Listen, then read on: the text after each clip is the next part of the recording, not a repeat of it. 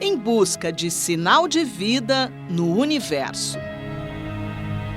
Cientistas da NASA, a Agência Espacial Americana, anunciaram recentemente que Marte pode conter um oceano de água em estado líquido até 20 quilômetros de profundidade. A conclusão foi baseada nas medições de mais de 1.300 tremores feitas há 2 anos pela sonda Mars Insight. A presença de água anima os astrônomos, porque é o elemento essencial para a existência de seres vivos, como micro-organismos. Estudos anteriores indicavam que há cerca de 4,6 bilhões de anos, Marte pode ter abrigado uma enorme quantidade de micróbios, quando a atmosfera era densa e parte da superfície coberta por água. Nos primeiros anos de evolução, a água teria sido levada por uma chuva de asteroides cheios de gelo. A mesma teoria explicaria a presença de água na Terra. Mas a atmosfera marciana foi se dissipando, provavelmente com a força dos ventos solares, fazendo com que a água escapasse para o espaço ou se infiltrasse no solo. Marte, então, se transformou no que é hoje, um planeta frio e desértico. Está no ar o Repórter Eco e você é sempre o nosso convidado especial. Os temas principais: os 30 anos do Instituto Socioambiental, o valor dos recifes de corais e um jovem fotógrafo de conservação.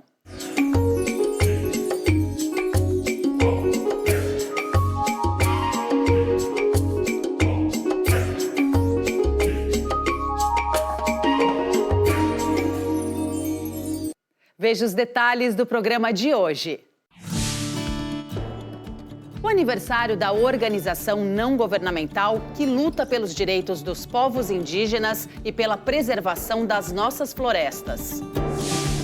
Estudo mostra o valor dos serviços ecológicos prestados ao Brasil pelos corais. E Fernando Facioli integra o seleto grupo internacional de fotógrafos que trabalham pela proteção da natureza.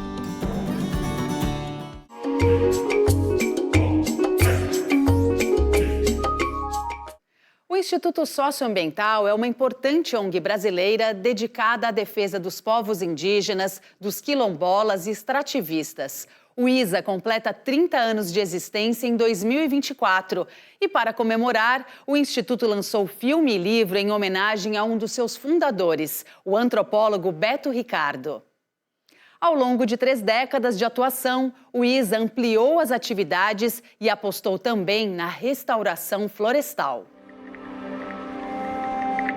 Dizia-se naquele tempo, final dos anos 70, que a Amazônia era um vazio demográfico. Você já dizia, não é vazio demográfico. Nós vamos ficar 3 semanas lá para cima, visitando todas as comunidades, distribuindo o mapa. Mapear Mundos, documentário de Mariana Lacerda, revisita os 30 anos de história do Instituto Socioambiental. Ela se entrelaça com a do antropólogo Beto Ricardo, um dos fundadores. A primeira ação em defesa dos povos indígenas foi afirmar a existência de diferentes etnias. Havia todo um esforço oficial de desbravar a Amazônia com grandes obras de infraestrutura, etc. Porque se falava que a Amazônia era um vazio demográfico, né? O que dava a entender que, enfim, que os índios já haviam desaparecido, né? Então nós começamos fazendo uma coisa muito singela, que foi colecionar informações sobre a situação dos índios naquela época e botar isso nos mapas e publicar isso aí. Fanny Ricardo, companheira de vida e trabalho, lembra que Beto começou a atuar aos 19 anos no CEDI, o Centro Ecumênico de Documentação e Formação, origem do ISA.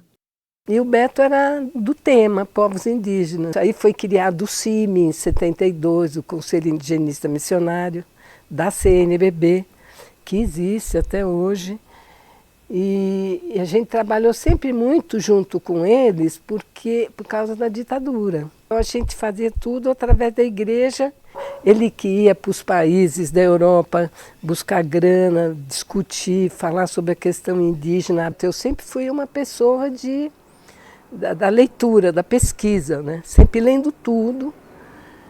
e documentos da FUNAI, que eu que fiz aquela lista de povos, a lista de terras. A pesquisa gerou a publicação Povos Indígenas no Brasil. Iniciada nos anos 80, está na 13ª edição. É a maior referência sobre assuntos relacionados às mais de 266 etnias que habitam nosso território. O ISA também atuou para garantir os direitos dos indígenas na Constituição de 88, ao lado de várias lideranças. Um povo que habita casas cobertas de palha, que dorme em esteiras no chão, não deve ser identificado de jeito nenhum como um povo que é o inimigo dos interesses do Brasil. Bastidores dessa e outras histórias estão no livro Uma Enciclopédia nos Trópicos, Memórias de um Socioambientalista, relatos de Beto Ricardo, organizados pelo jornalista Ricardo Arnett. Ailton Krenak assina o prefácio. Ela registra o atropelamento dos últimos 40 anos dos ecossistemas brasileiros com as comunidades humanas lá dentro. E ela recoloca também a gente numa história sobre a fundação desse Brasil.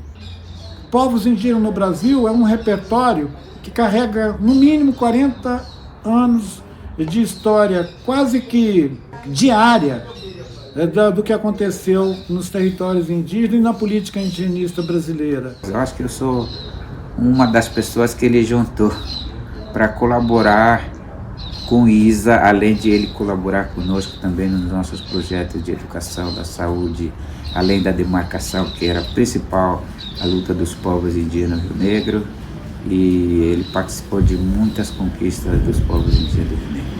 O lema socioambiental se escreve junto foi tema de campanha do ISA, lembrando que a preservação ambiental só é possível quando há envolvimento das comunidades tradicionais, indígenas, quilombolas e ribeirinhos. E a ação iniciada na Amazônia acabou se expandindo para outros biomas. A técnica usada na rede Sementes do Xingu para a restauração do Cerrado e da Amazônia com espécies nativas chegou à Mata Atlântica, com os quilombolas do Vale do Ribeira, em São Paulo. O Repórter Eco, que estreou em 1992, sempre deu voz ao Instituto Socioambiental.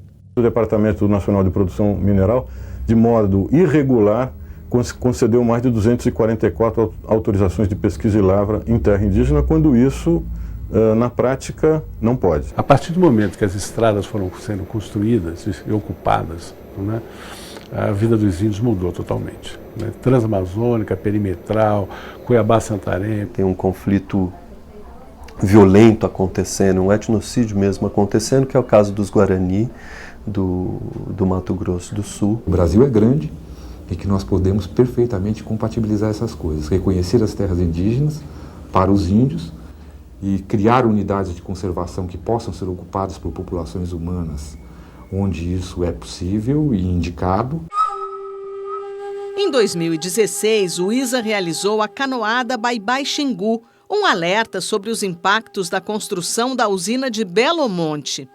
Em 2020, denunciou a vulnerabilidade dos indígenas diante da Covid-19.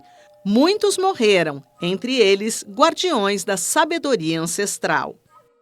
O desmatamento ilegal, as invasões, os garimpeiros, tem que ser tratado da perspectiva e da ótica da saúde.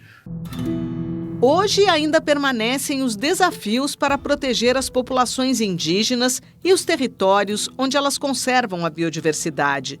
O garimpo ilegal avança dentro e fora da Amazônia.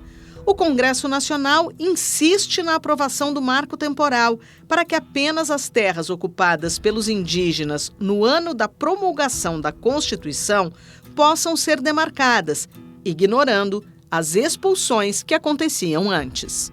A gente contribuiu com muitos processos importantes, desde processos de reconhecimento de direitos territoriais, até desenvolvimento de novas metodologias e tecnologias para a restauração florestal, todo o apoio ao desenvolvimento de produtos das cadeias da sociobiodiversidade. E eu acho que hoje nós participamos de um processo histórico muito importante, de maior visibilidade para a importância dos povos indígenas e dos povos da floresta. E acho que o ISA tem uma contribuição nesse debate de mostrar que a gente não pode querer conservar florestas sem pessoas, porque essas florestas só existem por essas pessoas. Veja daqui a pouco aqui no Repórter Eco. Estudo inédito revela o valor dos serviços ecológicos prestados ao Brasil pelos recifes de corais.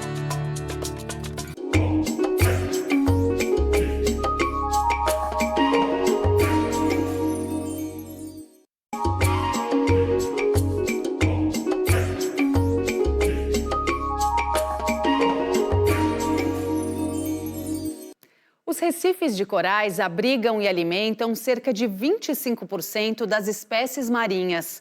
Um estudo recente mostra que, além da importância ecológica, no Brasil, esses ecossistemas geram mais de 160 bilhões de reais em serviços de proteção costeira e de turismo.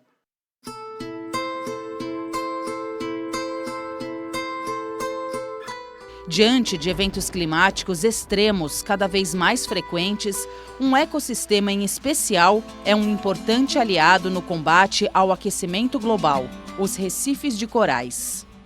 Nós já sabemos que os recifes eles protegem a costa do efeito das ondas, das tempestades. Os recifes de coral conseguem diminuir cerca de 90% da energia das ondas que chega à costa. No Brasil, os recifes de corais estão distribuídos por cerca de 3.000 quilômetros de costa, do Maranhão ao sul da Bahia. São as únicas formações desse tipo do Atlântico Sul e geram pelo menos 167 bilhões de reais para o país em serviços ambientais. A avaliação é de um estudo inédito da Fundação do Grupo Boticário de Proteção à Natureza. Um dos aspectos considerados foi a proteção costeira. Escolhemos 4 tipos de municípios diferentes e avaliamos a uma distância da costa ali que teria uma influência dos recifes de coral, todos os bens que existem, públicos, né, ou seja, calçada, pavimento, construções privados, né, as residências que tem lá e também as residências, né, o residencial e privado, como portos, outros empreendimentos. Então, avaliando o valor dessa estrutura toda, que está sendo beneficiada diretamente pelos recifes de coral, nós chegamos a esse valor da proteção dos recifes de coral. O outro fator avaliado no estudo sobre os recifes de corais do país foi o turismo. Nós verificamos que 7 bilhões por ano são gerados simplesmente pelos recifes de coral, não pela praia em si, mas pela existência dos recifes de coral. Isso representa cerca de 5% do PIB do Brasil para turismo. Os recifes de corais desempenham papéis ecológicos essenciais. Filtram a água, fazem a ciclagem de nutrientes e abrigam 25% de todas as espécies marinhas. Garantem o equilíbrio dos oceanos, imprescindíveis para a vida no planeta, porque absorvem boa parte do CO2 da atmosfera e liberam oxigênio. Mas a poluição, a sobrepesca, o turismo desordenado, a presença de espécies invasoras, a construção de empreendimentos próximos à costa e principalmente o aquecimento das águas provocado pela crise climática colocam os recifes de corais em risco. O estudo deve contribuir para orientar políticas públicas necessárias, como a ampliação das unidades de conservação marinhas. As áreas marinhas protegidas, elas ainda são um dos principais instrumentos para a proteção, para a conservação da natureza, da biodiversidade dos recifes de coral. Apesar de tantas ameaças, uma boa notícia animou os cientistas. Uma pesquisa da Universidade de Queensland, na Austrália, mostrou que a área coberta por recifes de corais em todo o globo é maior do que se pensava. São quase 350 mil quilômetros quadrados, o equivalente ao estado de Goiás. Cálculos anteriores apontavam para números entre 154 mil a 301 mil quilômetros quadrados. Cerca de 20% do fundo oceânico é mapeado.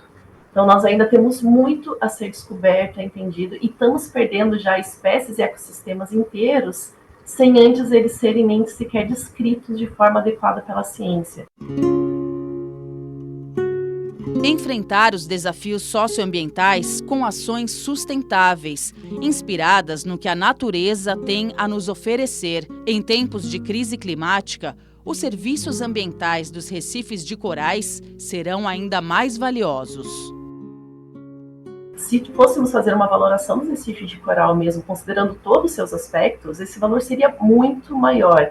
E chega ao ponto do inestimável, quando a gente começa a falar sobre valores culturais, religiosos, de estilo de vida, das comunidades tradicionais, mas também é possível pensar no valor dos corais para pesca, para alimentação, né? Então, 65% das espécies de peixe passam pelos recifes de coral em algum momento da vida. Então, isso a gente está falando de segurança alimentar. A natureza é a solução mais barata, mais eficiente e que ainda vai trazer diversos outros benefícios.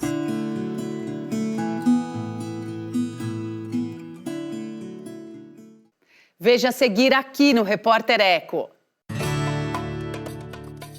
Conheça o talento do jovem fotógrafo Fernando Facioli, que se dedica à arte de registrar a vida silvestre.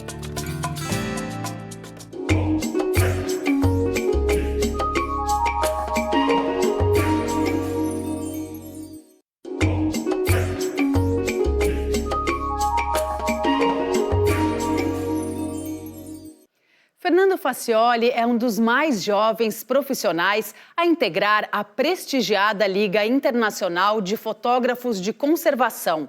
Um reconhecimento conquistado pelo olhar sensível e apurado de quem domina a arte de registrar a natureza.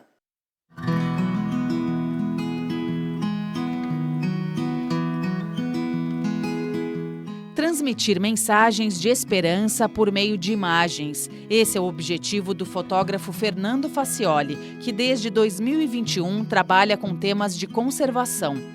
As histórias visuais criadas por ele buscam retratar o difícil trabalho de pesquisadores pela sobrevivência de espécies que vivem em ambientes cada vez mais devastados pelas ações humanas.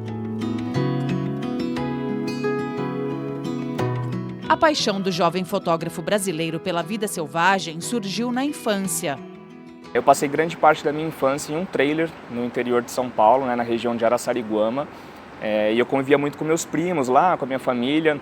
E a gente era sempre rodeado da Mata Atlântica, né? E foi lá que eu aprendi a ter esse primeiro contato com a natureza. Então eu sempre fui aquela pessoa que gostava de pegar os besouros, de ver como eles iam crescer, pegar os girinos, colocar no aquário, entender como era a metamorfose deles. Então, meu pai sempre me ensinou muito essa parte da conservação. A formação em biologia ajudou Fernando Facioli a se aproximar ainda mais de questões ligadas ao meio ambiente.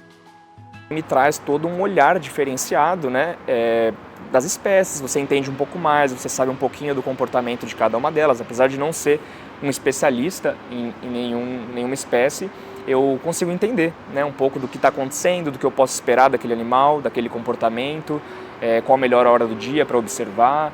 E isso te deixa um pouco mais íntimo, né, do objeto que você está fotografando também. Ele passou a acompanhar o trabalho de outros fotógrafos de conservação e percebeu que poderia contar boas histórias observando o seu entorno.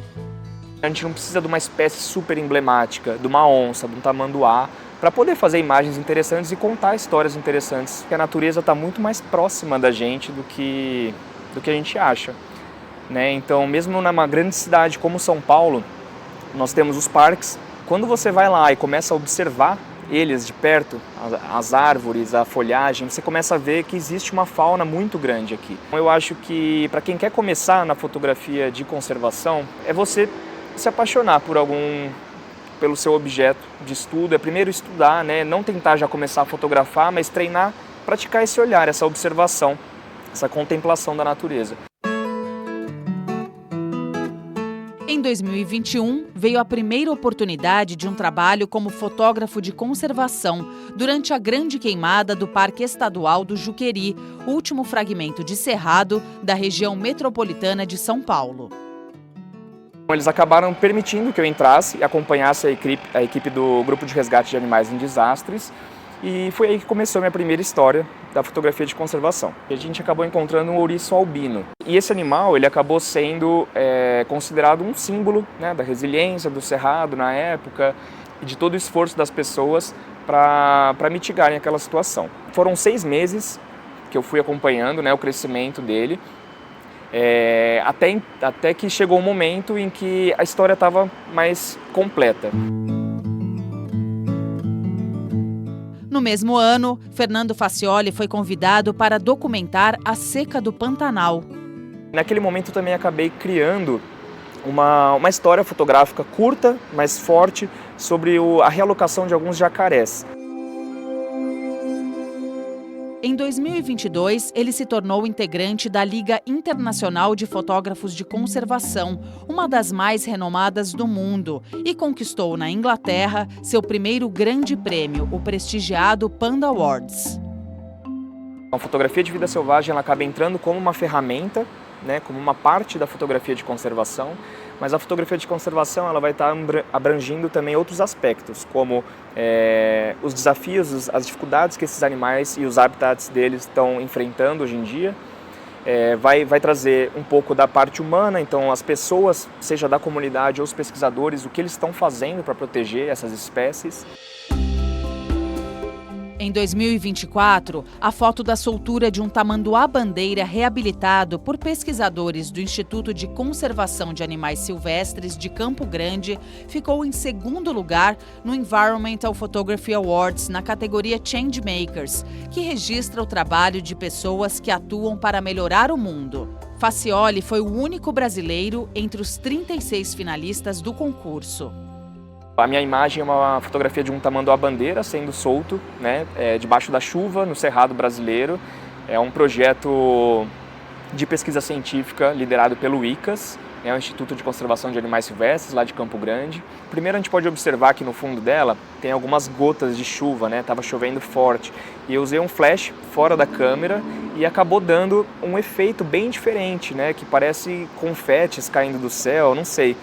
Me passa um pouco essa sensação de celebração e que era de fato o sentimento da equipe lá, né, naquele momento. Com um futuro promissor pela frente, ele conta um pouco dos próximos passos. Teve uma expedição muito recente que eu fiz para a Ilha da Trindade com pesquisadores de um caranguejo amarelo e essa é uma história que muito em breve vai estar sendo compartilhada com vocês e estou muito animado em poder compartilhar um pouquinho mais sobre essa espécie também.